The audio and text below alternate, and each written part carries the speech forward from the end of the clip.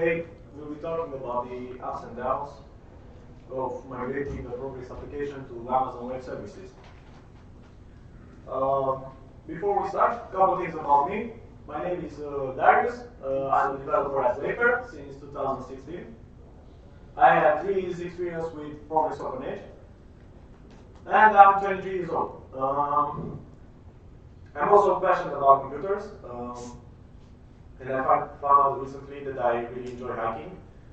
And as you can see, even outside the work, I enjoy being in the clouds. Before we start, I would like to ask you to go to this page. Just open up your phones or tablets or anything, and if you enter that link as Darius, that hashtag, you'll be able to send me questions during the presentation, so you won't forget them by the end. And at the end, when we have the Q&A session, we can take a look at the questions. Otherwise, you can still ask me later. No problem. I'll give you a minute to get it working.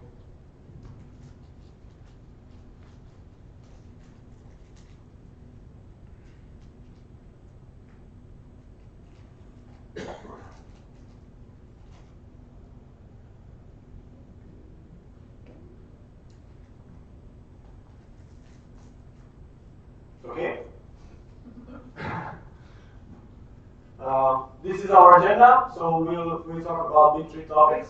Why should I migrate to cloud? Here I'll be talking about the advantages, what we get out of it.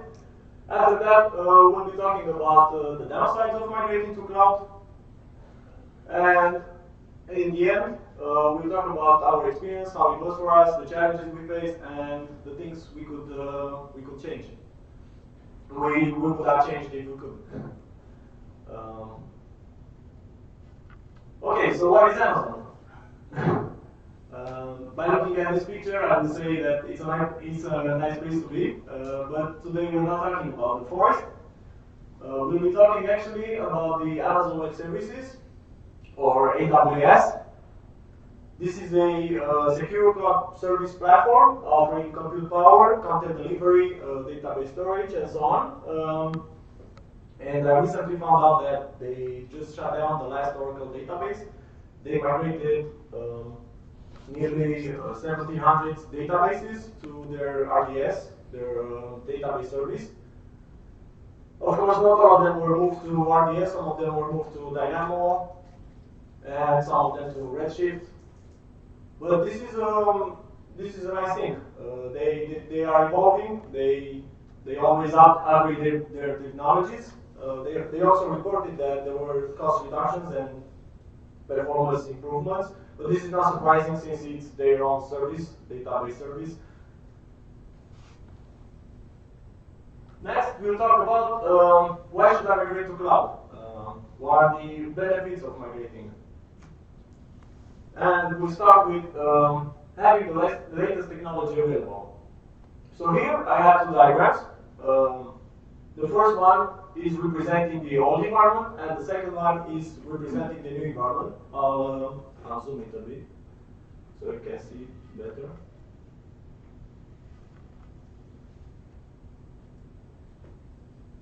Okay, so before we go get into it, you need to know a few things. This application is structured in 2 pieces. We have here the web servers and the front-end app servers, we call them. Of course, these would be the users, but we also have this part, which is actually used to run the background processing. And these 8 app servers, we call them backend app servers, will serve the background processing. We also have a scripting server, and it's used to run scripts. So we started with 6 web servers.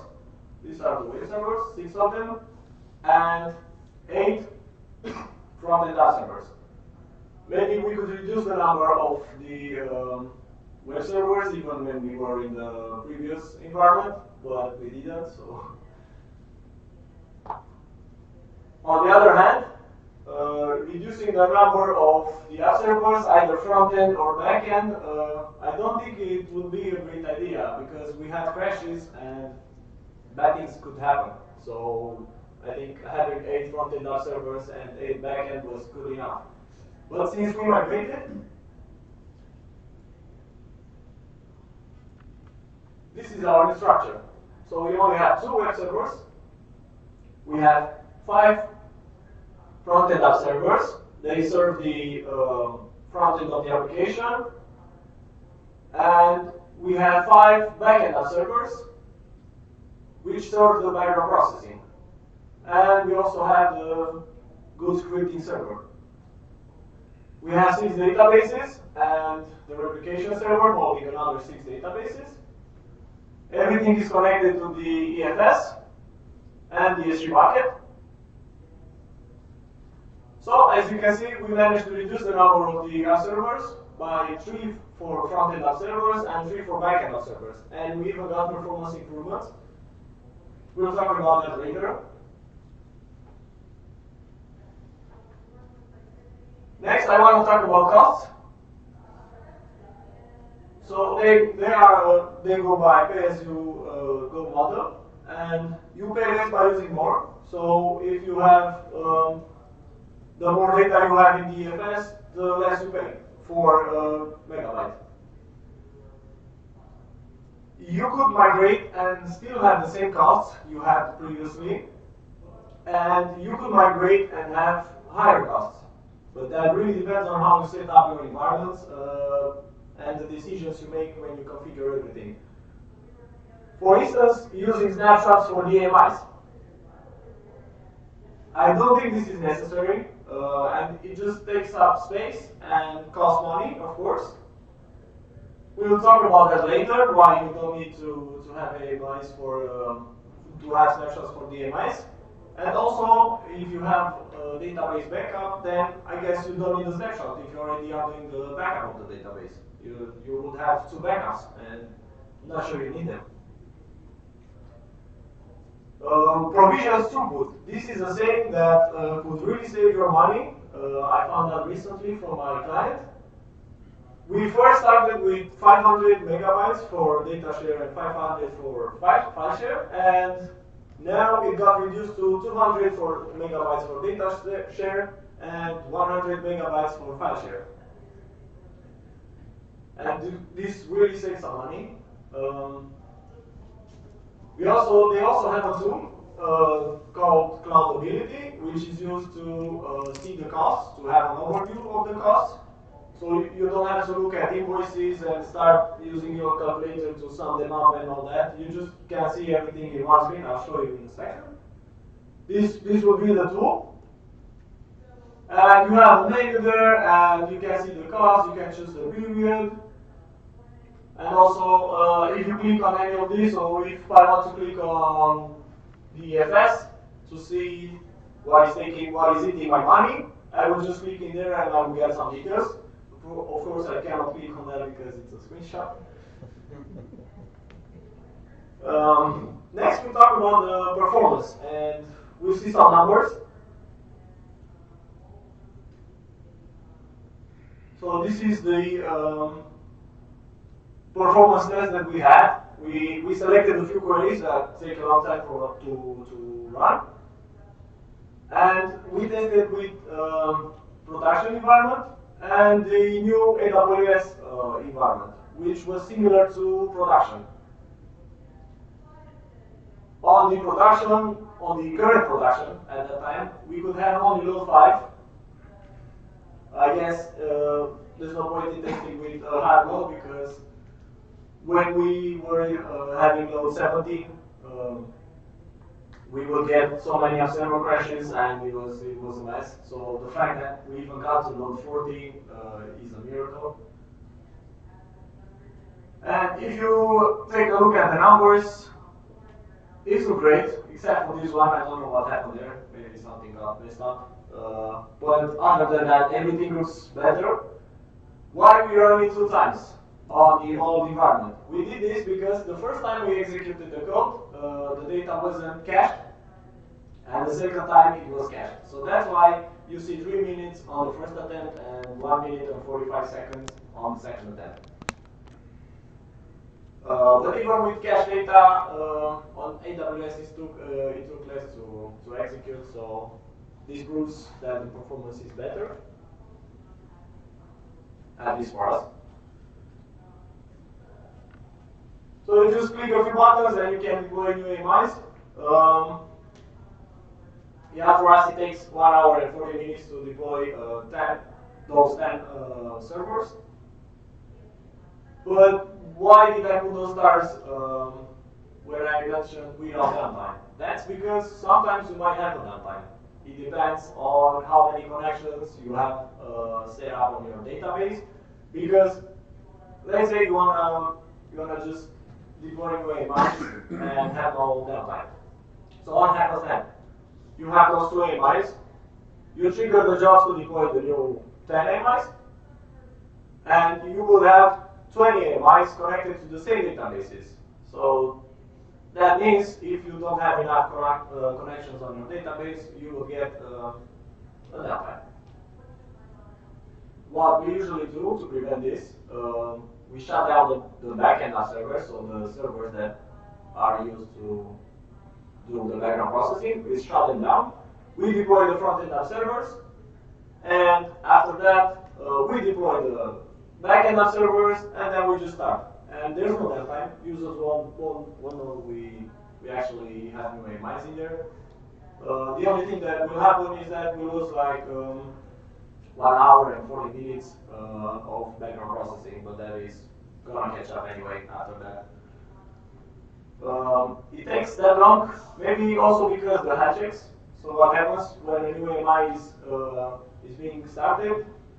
AWS is doing some health checks on it, and after that is finished, so after they are marked as healthy, they are gonna be introduced in the cluster, and the load balancer will point to them.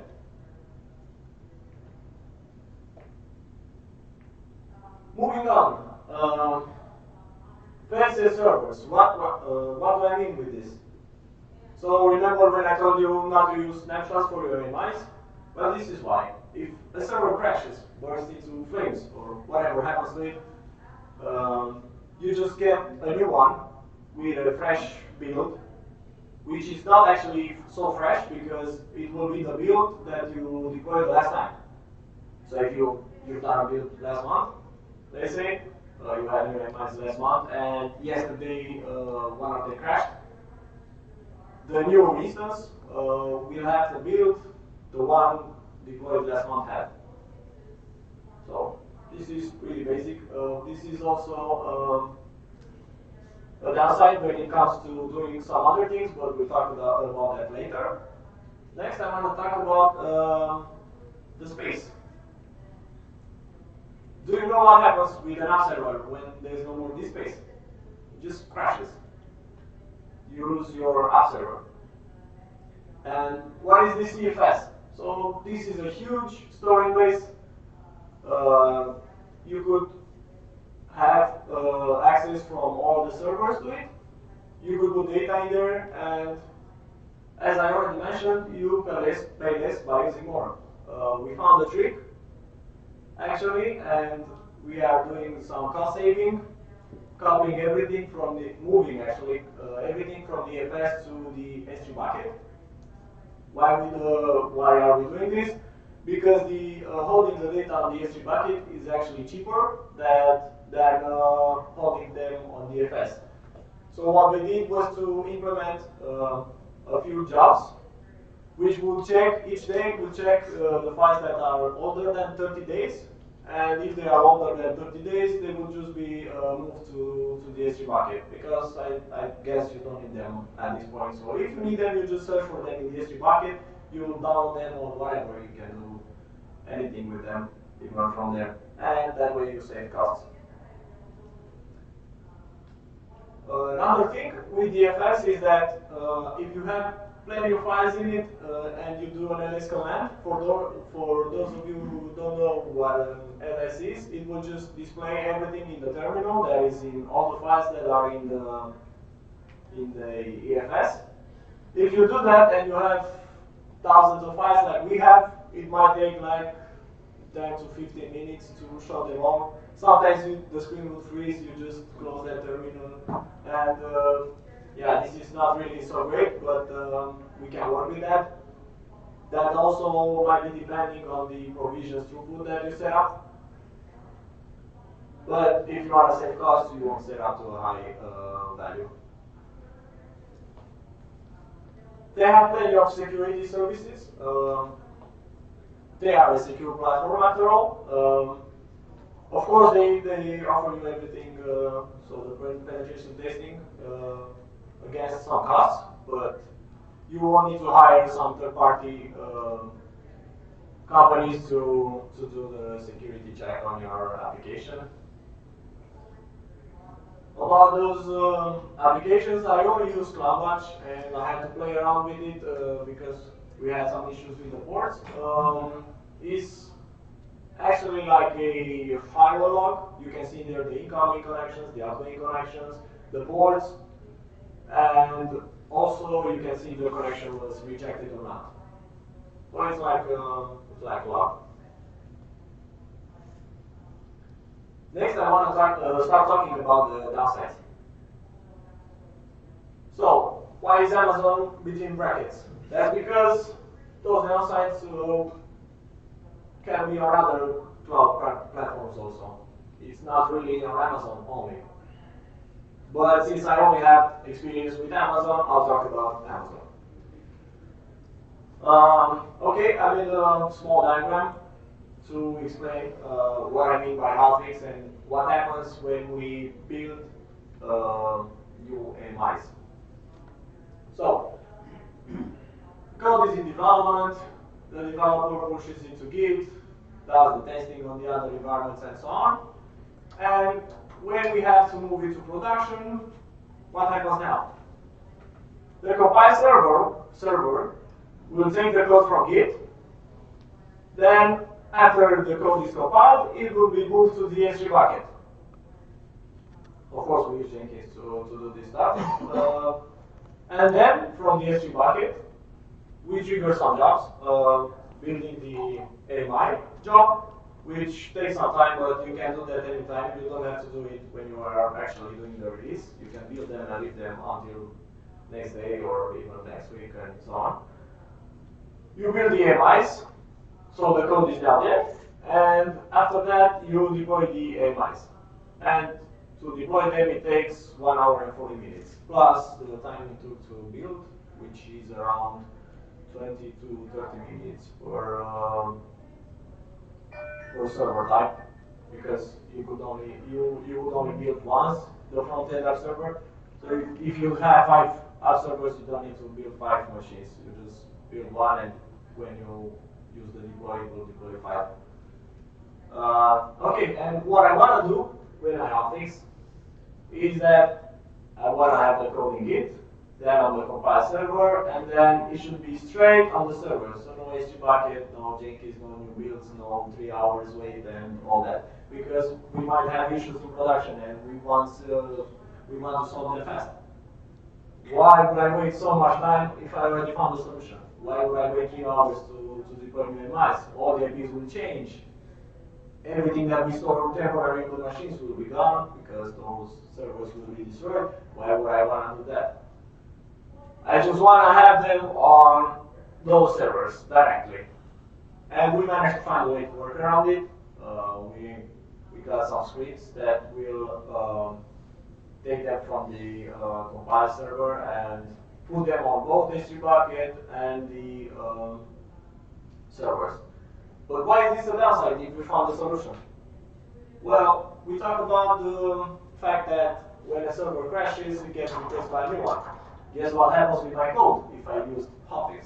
It will be gone. Because we haven't done a build for a new AMI. And that means we cannot put our code we have to manually put the code on the server after it crashes. So we couldn't sleep at night if the server crashed. We had to wake up and we had to connect to that server and put the code that we hotfixed on the server, which is not nice. Then, broadcast IPs are not supported by AWS. Those are used to communicate with the load balancer.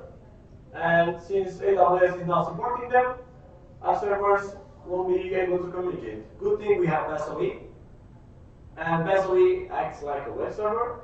So migrating to PassOE will actually solve your issue. Why is this on the downside? Because you have to migrate. You cannot keep your current configuration, so you have to change a few things when doing this migration. But other than that, PassOE works perfectly fine with the load balancer. We haven't had any issues in quite some time with it, so it's okay.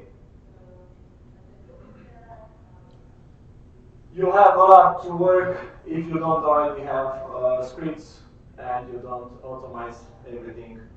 You have to automate everything because servers are frequently being changed. So you need to have scripts in place, cron jobs, and everything if you need anything, because otherwise you have to connect to them manually and do this stuff manually. So why is this on downsides? Because it takes some time to work on these scripts, and our scripts require an input, which would be the server IPs. So you always need to keep in mind that your servers your IPs are being changed, and you have to know what they serve. Yeah, as I said about the IPs, I'm not doing any audits, so I don't know about this, but what I know is that if you have to do an audit for your IP addresses, you won't be able to. You have no influence on which server which IP gets, especially if you want to deploy without downtime, because that would mean you deploy 5 new servers while the other 5 are still active, so you won't be able to use the same IPs. If now, for instance, I have the server 10 for 100, which serves production, tomorrow it might serve the development environment. And yeah, you need to keep in mind. And this is also, again, about the IPs. When there's a problem, you need to find it fast, but you don't know where to look. So you just, what do? You go to the EC2, you check all your servers, which IP they have, you connect to each one of them, you check they have server logs, you check if the background jobs are still running, and so on. What we did to save us was to have a job that would take the errors from the server logs and send them via email. And you get, on email, you get the error and the server IP, so you could connect directly in there and check what happened. But this is also a pain because your inbox just gets banned, because there are errors sometimes, and you have to check your inbox, and I really don't enjoy that, so that's why it's a downside for me.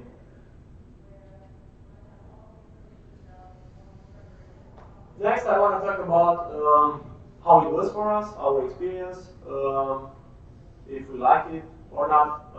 So the migration took about 10 months.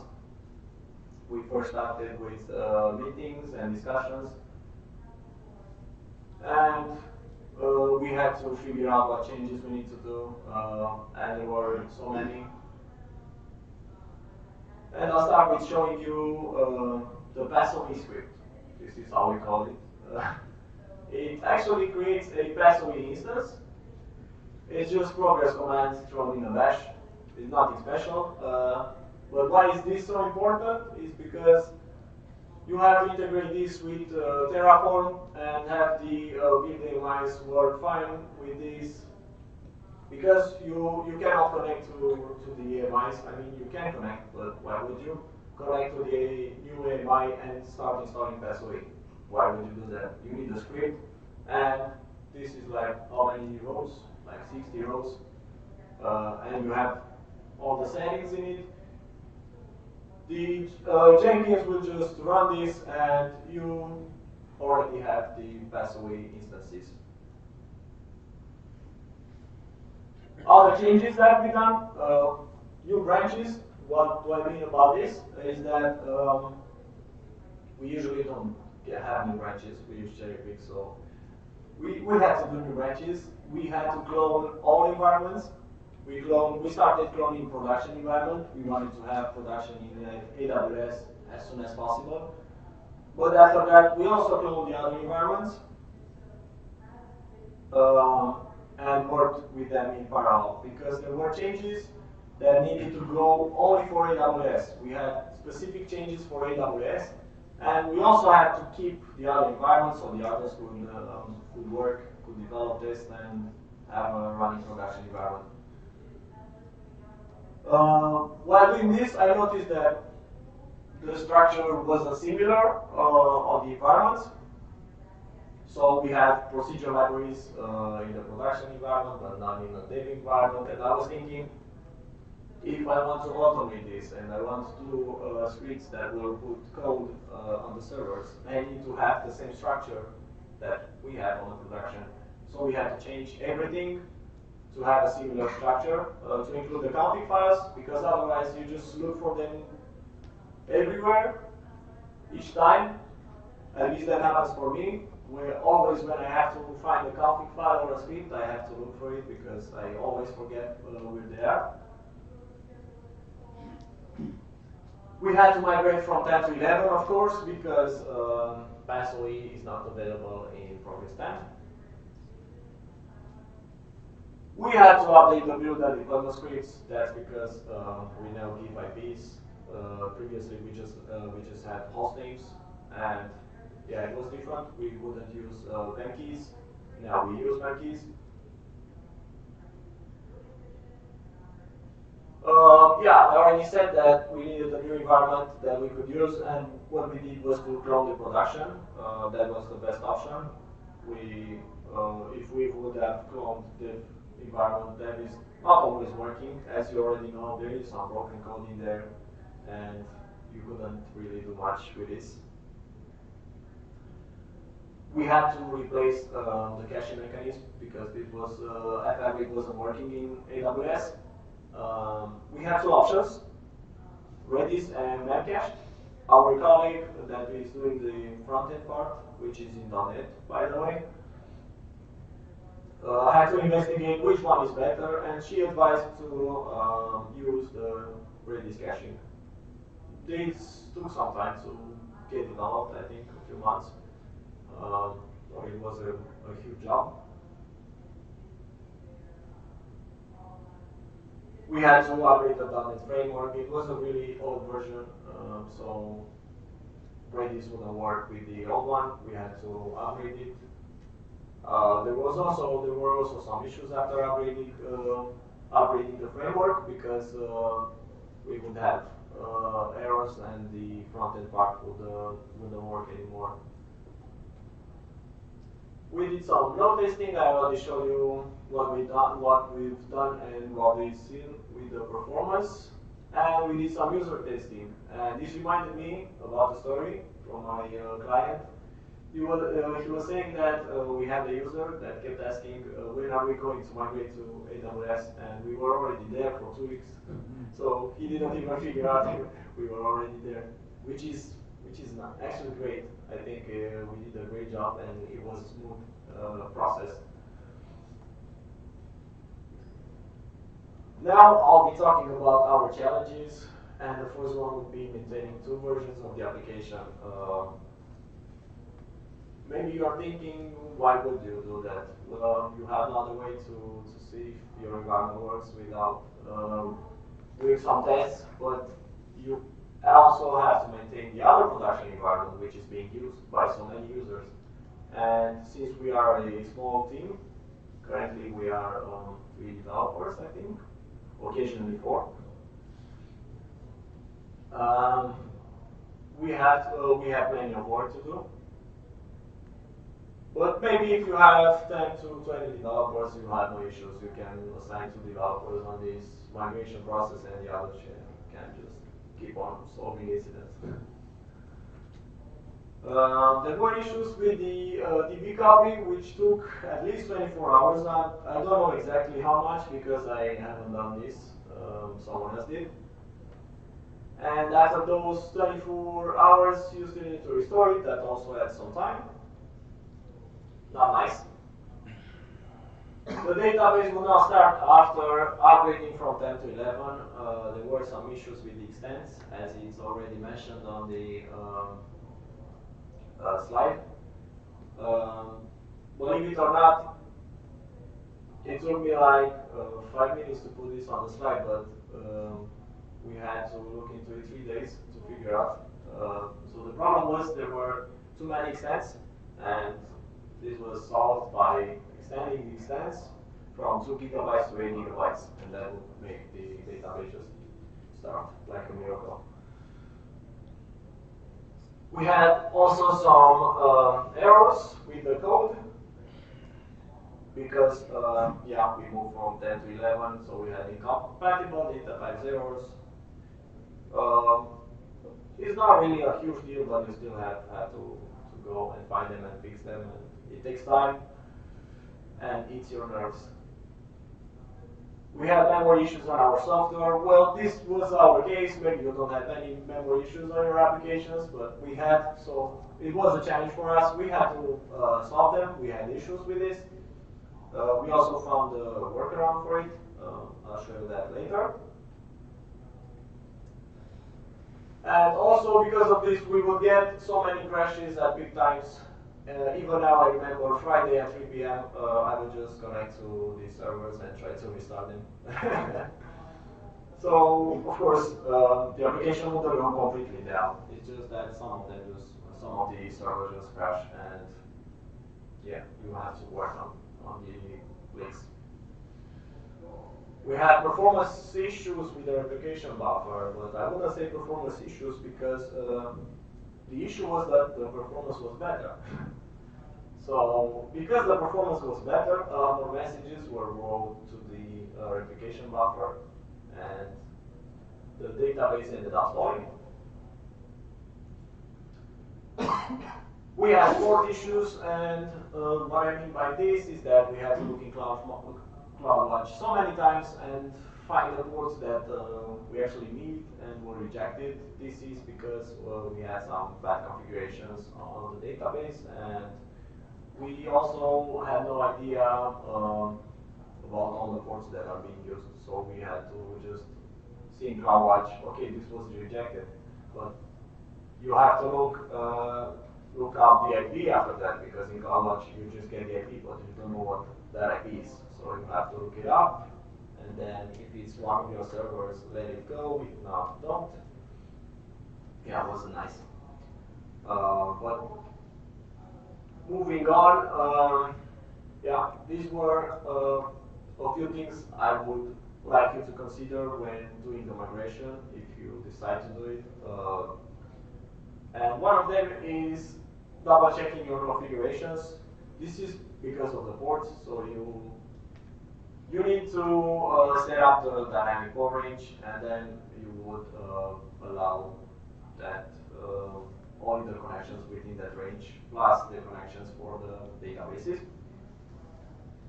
Having a list with all the ports, yeah, of course, you would need this before you start, and it would make your life easier. We had a list, such a list, but some of the ports were missing.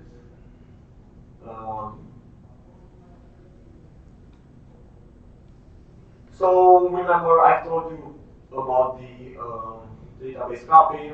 So what you can do after you've done the copy, you can have the incremental files, and you would just copy and all the database changes, and it takes only 2 hours instead of 24 hours.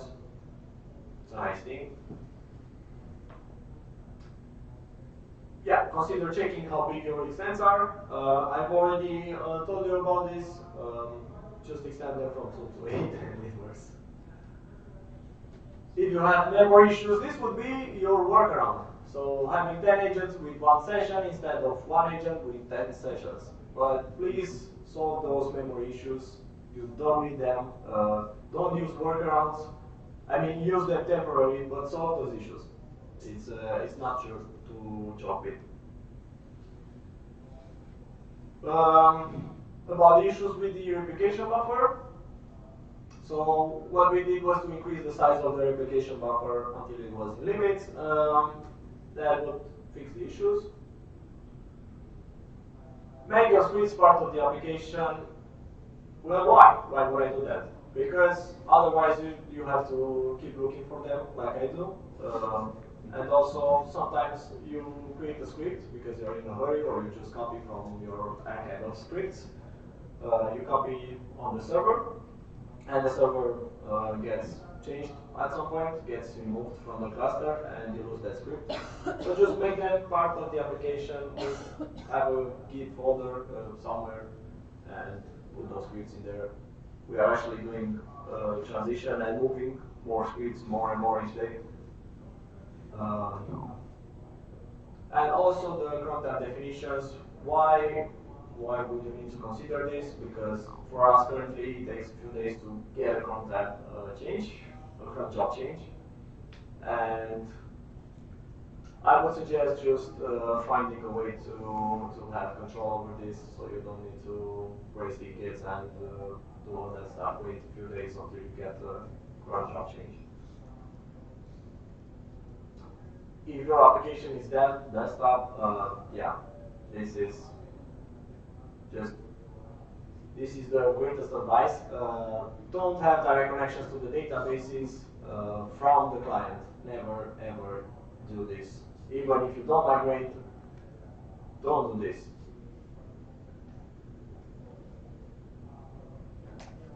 So if you have any questions, I'll also check the application.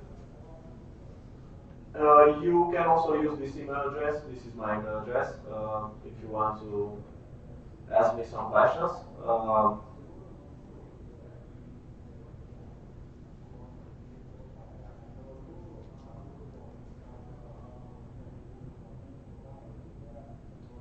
Okay, there's a question.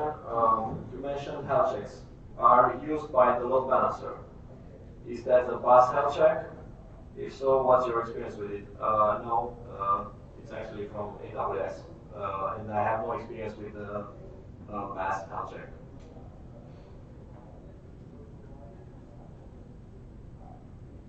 Can you filter the number of emails messages sent or set the priority level? I don't get this question. What do you mean? Well, the question was about the spamming. Yeah, you can create rules on your email, but still, you get so many.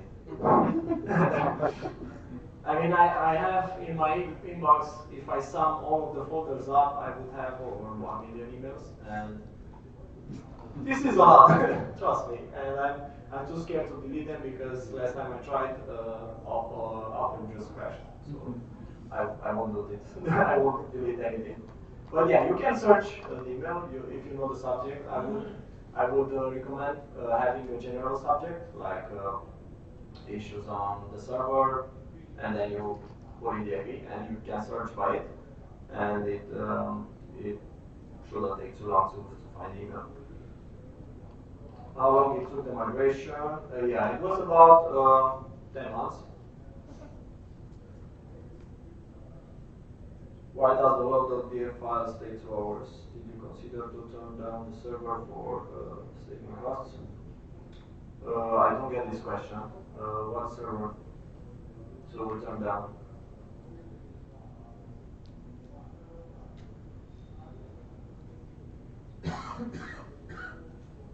Okay. If there are any other questions?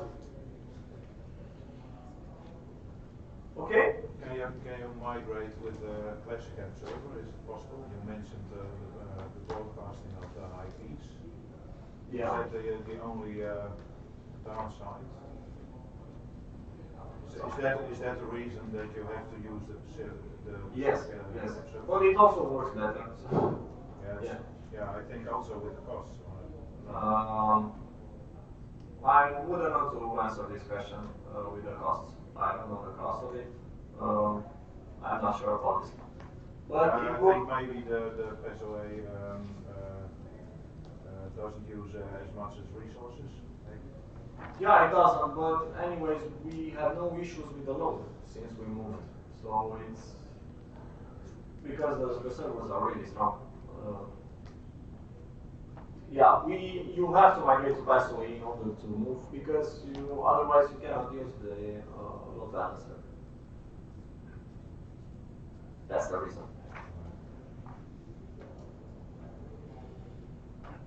Okay, in that case, thank you all for joining, and I would like to invite you to my colleagues' presentations. Iulian will be talking today about an analytic tool that will help you improve the coding.